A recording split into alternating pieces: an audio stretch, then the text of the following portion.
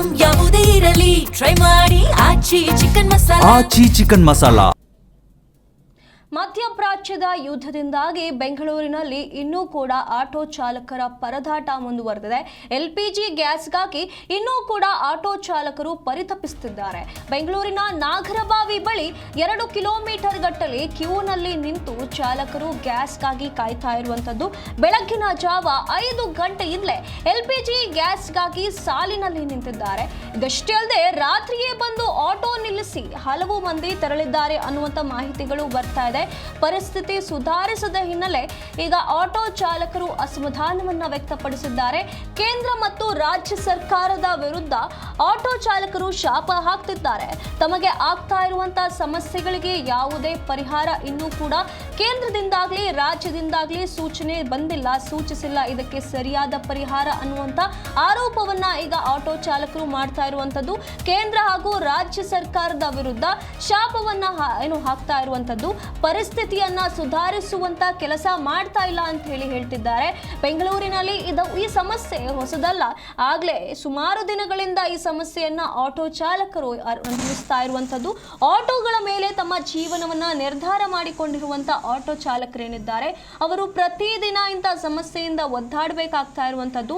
LPG ಗ್ಯಾಸ್ಗಾಗಿ kilometre ಗಟ್ಟಲೆ ನಿಂತು ಕಾಯಬೇಕಾಗಿರುವಂತಹ ಪರಿಸ್ಥಿತಿ ಇನ್ನೂ ಕೂಡ ಮುಗ್ದಿಲ್ಲ, ಅದು ಇನ್ನೂ ಕೂಡ ಮುಂದುವರೆದಿದೆ. ಎಲ್ಪಿಜಿ ಗ್ಯಾಸ್ನ ಅಭಾವ ಎಷ್ಟರ ಮಟ್ಟಿಗೆ ಇವರಿಗೆ ಸಮಸ್ಯೆ ಮಾಡ್ತಾ ಇದೆ ಅನ್ನೋದನ್ನ ಸ್ವತಃ ಆಟೋ ಚಾಲಕರೇ ತಮ್ಮ ಅಳಲನ್ನ ತೋಡ್ಕೊಳ್ತಿದ್ದಾರೆ.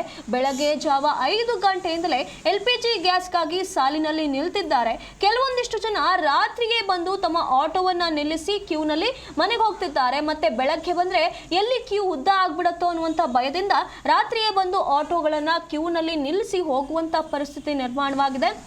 ಹೀಗೆ ಆಟೋವನ್ನ ನಂಬಿ ಜೀವನ ಸಾಗಿಸ್ತಾ ಇರುವಂತ ಎಷ್ಟೋ ಜನ ಆಟೋ ಚಾಲಕರ ಜೀವನ ಈಗ ಅಸ್ತವ್ಯಸ್ತವಾಗಿರುವಂತದ್ದು.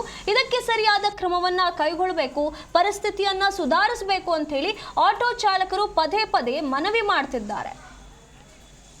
ಇದರ ಬಗ್ಗೆ ಹೆಚ್ಚಿನ ಮಾಹಿತಿಯನ್ನ ನಮ್ಮ ಪ್ರತಿನಿಧಿ ಭವ್ಯ ಸುನೀಲ್ ನೀಡುತ್ತಿದ್ದಾರೆ. ಭವ್ಯ ಸುನೀಲ್, ಈಗ ಎಲ್ಪಿಜಿ ಗ್ಯಾಸ್ಗಾಗಿ ಏನು ಆಟೋ ಚಾಲಕರು ಪ್ರತಿದಿನ ಒದ್ದಾಡ್ತಿದ್ದಾರೆ, ಇದಕ್ಕೆ ಯಾವುದೇ ಪರಿಹಾರ ಇನ್ನೂ ಕೂಡ ಸಿಗ್ತಾ ಇಲ್ಲ. ಪರಿಸ್ಥಿತಿಯನ್ನ ಸುಧಾರಿಸುವಂತ ಕೆಲಸವನ್ನ ಕೇಂದ್ರ ಮತ್ತೆ ರಾಜ್ಯ ಸರ್ಕಾರ ಮಾಡ್ತಿಲ್ಲ ಅಂತ ಹೇಳಿ ಆಟೋ ಚಾಲಕರು ಶಾಪ ಹಾಕ್ತಿದ್ದಾರೆ. ಇದರ ಬಗ್ಗೆ ಹೇಳೋದಾದ್ರೆ ರೀತಿ ಬೆಂಗಳೂರಿನಲ್ಲಿ ಆಟೋ ಚಾಲಕರ ಪರದಾಟ ಮತ್ತೆ ಮುಂದುವರೆದಿದೆ. ಆಟೋ ಎಲ್ಪಿಜಿ ಗ್ಯಾಸ್ಗಾಗಿ ಇನ್ನೂ ಕೂಡ ಆಟೋ ಚಾಲಕರು ಪರಿತಪಿಸ್ತಾ ಇದ್ದಾರೆ.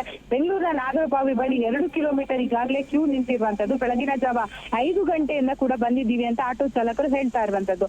ಅದರಲ್ಲೂ ಕೂಡ ನಿನ್ನೆ ರಾತ್ರಿಯಿಂದ ಕೂಡ ಕೆಲ ಆಟೋ ಚಾಲಕರು ಕಾದು ಕೂತಿದ್ದಾರೆ. ಸೊ ಪರಿಸ್ಥಿತಿ ಸುಧಾರಿಸದ ಹಿನ್ನೆಲೆಯಲ್ಲಿ ಆಟೋ ಚಾಲಕರು ಸದ್ಯ ಅಸಮಾಧಾನವನ್ನ ಹೊರ ಹಾಕ್ತಾ ಇದ್ದಾರೆ. ಯಾಕಂದ್ರೆ ಮೊನ್ನೆದು ಆಹಾರ ಸಚಿವ ಕೆಲವೇ ದಿನಗಳಲ್ಲಿ ಆದಷ್ಟು ಬೇಗ ಸಮಸ್ಯೆಯನ್ನ ಬಗೆಹರಿಸ್ತೀವಿ ಅಂತ ಹೇಳಿದ್ರು. ಆದ್ರೆ ಎಲ್ಲೋ ಒಂದು ಕಡೆ ನಿನ್ನೆಯಿಂದ ಮತ್ತಷ್ಟು ಸಮಸ್ಯೆಗಳು ಹೆಚ್ಚಾಗಿ ಉಲ್ಬಣ ಆಗ್ತಾ ಇದೆ. ಯಾಕಂದ್ರೆ ಯುದ್ಧ ನಿಂತಿರೋದು ಮತ್ತೆ ಶುರು ಆಗಿದೆ. ಸೊ ಈ ಕಾರಣಕ್ಕಾಗಿ ಮತ್ತಷ್ಟು ಸಮಸ್ಯೆಗಳು ಹೆಚ್ಚಾಗಿ ಉಲ್ಬಣ ಆಗುತ್ತೆ. ಬೆಂಗಳೂರಿನ ಜೀವನಾಡಿ ಆಟೋ ಅಂತಾನೆ ಹೇಳ್ಬೋದು. ಸೊ ಗಲ್ಲಿಗಳಿಗೆ ಹೋಗ್ಬೇಕಾದ್ರೂ ಆಟೋಗೆ ನಾವು ಡಿಪೆಂಡ್ ಆಗಿರ್ತೀವಿ. ಆದ್ರೆ ಆಟೋ ಚಾಲಕರಿಗೆ ಸರಿಯಾದ ರೀತಿ ಗ್ಯಾಸ್ ಸಿಗದೇ ಇರೋ ಕಾರಣಕ್ಕಾಗಿ ಸದ್ಯ ಆಟೋ ಚಾಲಕರು ಬಂಕ್ಗಳ ಬಳಿ ಬಹಳಷ್ಟು ಒಂದು ಸರತಿ ಸಾಲಿನಲ್ಲಿ ರಾತ್ರಿಯಿಂದ ನಿಂತಿದ್ದಾರೆ. ಅದ್ರಲ್ಲೂ ಕೂಡ ಒಂದು ದಿವಸದ ಬಾಡಿಗೆ ಸಿಗದೆ ಹೋದ್ರೆ ಅವ್ರಿಗೆ ಬೇರೆ ದಾರಿನೇ ಇಲ್ಲದಂತಾಗಿದೆ.